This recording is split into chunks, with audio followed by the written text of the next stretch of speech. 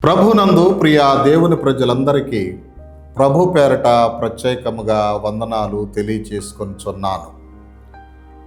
ప్రభునందు ప్రియ దేవుని బిడ్డలారా, మరొక నూతన ఎపిసోడ్లను ప్రారంభించబోతున్నాం. నేను 2004వ సంవత్సరంలో యేసు స్వస్థపరచును అనేటువంటి పుస్తకమును వ్రాసినాను. ఇప్పుడు చేయబోయే ఎపిసోడ్లన్నీ ఈ పుస్తకములో వ్రాయబడినటువంటి విషయమునకు సంబంధించినవిగా గుర్తెరగాలి. ప్రభునందు ప్రియ దేవుని బిడ్డలారా, ఈ యేసు స్వస్థపరచును అనేటువంటి అంశంలో 6 ఎపిసోడులు ఉంటాయి. 6 ఎపిసోడులు. మొదటి ఎపిసోడు యేసు స్వస్థపరచును పరిచయము. రెండవ ఎపిసోడు మానసిక శారీరక వ్యాధులకు కారణములు. మూడవ ఎపిసోడు దేవుడు మనకు స్వస్థత కావాలని కోరుచున్నాడు. 4వ ఎపిసోడు స్వస్థతను సిద్ధపరిచిన యేసు. 5వ ఎపిసోడు స్వస్థతను పొందుకున్న విధము. 6వ ఎపిసోడు స్వస్థత ప్రశ్నోత్తరి. ప్రియదేవుని బిడ్డలారా, యేసు స్వస్థపరచును అనేటువంటి ఈ పుస్తకమునకు సంబంధించి ఈ 6 ఎపిసోడులు మనము ధ్యానించబోతున్నాం. ప్రభునందు ప్రియ దేవుని బిడ్డలారా, మొట్టమొదటి ఎపిసోడు యేసు స్వస్థపరచును పరిచయం. యేసు స్వస్థపరచును పరిచయం.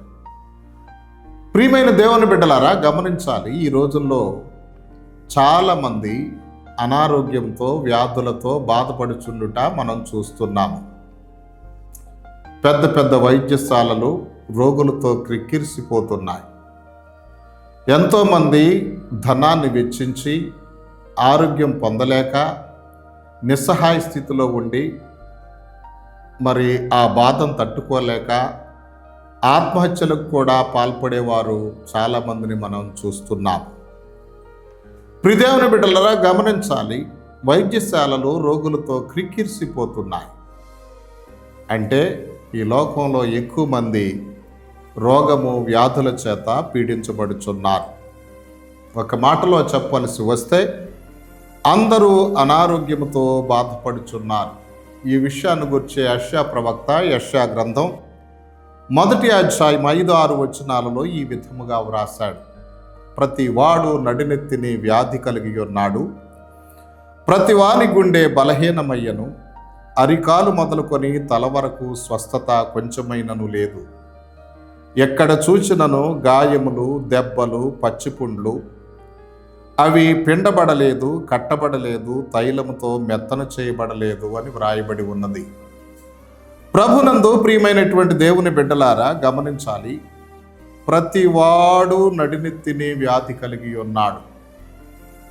దీనిలో అందరూ అనారోగ్యంతో బాధపడుచున్నారని ముందు చెప్పాను. చాలామంది అనుకోవచ్చు, అందరూ అనారోగ్యంతో బాధపడుచున్నారని మీరు ఎలా చెప్పగలరు అని ప్రశ్నించవచ్చును.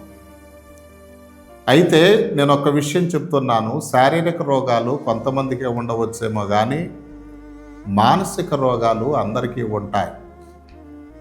మానసిక రోగం యొక్క సింబల్ ఏమిటంటే, ఇక్కడ వాక్యములో వ్రాయబడి ఉంది, ప్రతివాడు నడినెత్తిని వ్యాధి కలిగి ఉన్నాడు. నడినెత్తిని వ్యాధి అంటే మెదడుకు సంబంధించినది, మనసుకు సంబంధించినటువంటిది. మనసులో నెమ్మది లేకపోతే, శాంతి లేకపోతే అది మానసిక రోగముగా మనం నిర్ధారణ చేయవచ్చును. ఈ విధముగా ప్రతి ఒక్కరూ మానసిక శారీరక వ్యాధులతో బాధపడుచున్నట్లు దేవుని వాక్యం మనకు తెలియచేస్తుంది. కాబట్టి ప్రపంచములో ఎక్కువగా వ్యాధుల చేత బాధపడుచుండుట మనం చూస్తున్నాము. అయితే ఇంకొక విషయం, వ్యాధికి రోగానికి కారణాలు ఏమిటి?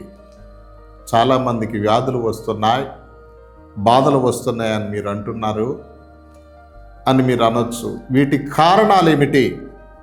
వ్యాధికి కారణాలు మొట్టమొదటి కారణం మానవుడు దేవుని ఆజ్ఞను అతిక్రమించుటను బట్టి, దేవునికి విధేయత చూపించకపోవటను బట్టి, చాలామంది ప్రభునందు ప్రియ దేవుని బిడ్డలారా దేవునికి విధేయత చూపించటలేదు.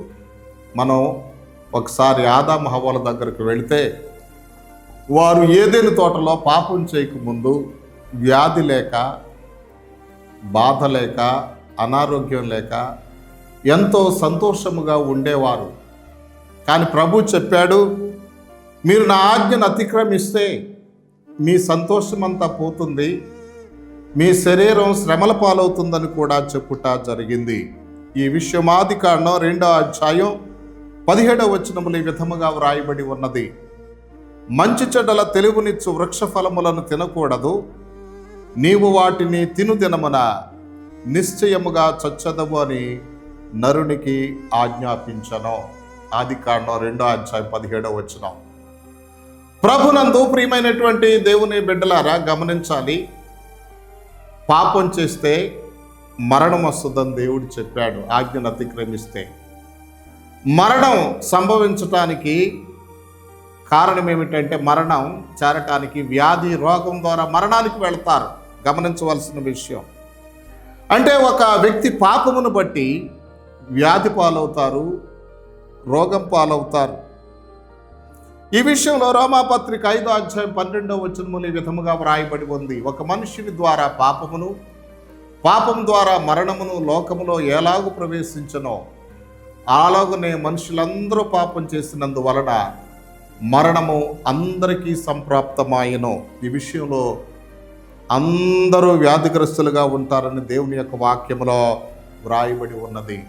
కాబట్టి ఒక వ్యక్తి రోగానికి, వ్యాధికి మూల కారణం దేవుని ఆజ్ఞను అతిక్రమించుట, పాపము చేయుటను బట్టి అన్న విషయం మర్చిపోకూడదు. ఇక రెండవ కారణం ఏమిటంటే, వ్యాధికి, రోగానికి రెండవ కారణం అపవాది కారణం. బైబిల్లో హెబ్రీ పత్రిక 2వ అధ్యాయం 14-15 వచనాల్లో మరణము యొక్క బలము గలవాడు అపవాది అని దేవుని యొక్క వాక్యములో వ్రాయబడి ఉన్నది. మరణము యొక్క బలము గలవాడు అపవాది, మరణాన్ని కలగజేసేవాడు అపవాది. ప్రభునందు ప్రియులారా, ఆ మరణంలోనికి తీసుకువెళ్ళే రోగాన్ని కలగజేసేవాడు కూడా అపవాది. అందుకనే యోహాను సువార్త 10:10లో ప్రభు అన్నాడు, దొంగతనం చేయటానికి, హత్య చేయటానికి, నాశనం చేయటానికి వస్తాడని ప్రభు చెప్పాడు. ప్రియమైనటువంటి దేవుని బిడ్డలారా, వీడు నాశనం చేయటానికి వస్తాడు సైతాను, రోగాన్ని కలుగ చేయటానికి వస్తాడు. ఈ విషయం మర్చిపోకూడదు. అందుకనే అపోస్తల కార్యముల గ్రంథం 10వ అధ్యాయం 38వ వచనములో మనం చూస్తే, అపవాది చేత పీడించబడిన వారందరినీ యేసు ప్రభు స్వస్థపరిచినట్లు మనం చూస్తాం. కాబట్టి అపవాది వ్యాధి ద్వారా మనుషులను పీడిస్తుంది అన్న విషయం మనం మర్చిపోకూడదు. రోగానికి, వ్యాధికి మొట్టమొదటి కారణం దేవుని ఆజ్ఞను అతిక్రమించుట, రెండవది అపవాది కారణం. ఏమండి, మీరు అపవాది రోగానికి కారణం అంటున్నారు కదా, అపవాది రోగాలు కలుగు చేసినట్లు బైబిల్లో రాయబడి ఉన్నదా? రాయబడి ఉంది. ప్రియులారా, మత్తయి సువార్త 12వ అధ్యాయం 22వ వచనం మనం చూస్తే, ఒక వ్యక్తికి గురుడితనం, మోగతనం కలుగ చేసింది ప్రభునందు ప్రియులారా అపవాది అని రాయబడి ఉంది. మార్క్స్ సువార్త 5వ అధ్యాయం 5వ వచనములో సేన అనేటువంటి దయ్యం ఆ వ్యక్తికి నిద్ర లేకుండా సమాధుల్లో, కొండల్లో రాత్రింబవళ్ళు గడిపేటట్లు చేసింది. తన శరీరాన్ని రాళ్లతో గాయపరుచుకునేటట్లు చేసింది. దీని వెనుక సేన అనే అపవాది దయ్యం. ఇక మూడవది యోబు గ్రంథం 2వ అధ్యాయం 7వ వచనములో అపవాది యోబును అరికాల నుంచి నడునెత్తు వరకు బాధగల కురుపులతో మొత్తినట్లు మనం చూస్తాం.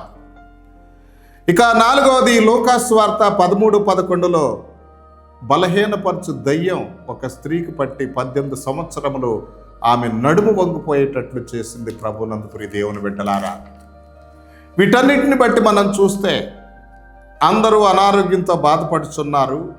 ఈ రోగానికి, వ్యాధికి కారణాలు మానవుడు దేవుని ఆజ్ఞను అతిక్రమించుట, అపవాది అన్న విషయం మనం ఈ పరిచయ భాగంలో తెలుసుకున్నాం.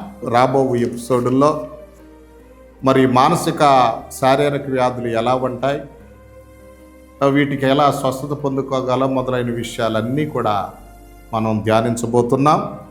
ఈ పరిచయ భాగాన్ని వినినటువంటి మనమంతా కూడా ఈ మాటలను హృదయంలో భద్రపరుచుకొని మరి దేవుని కృపలో సాగిపోదాం. చిన్న ప్రార్థన చేసుకుందాం.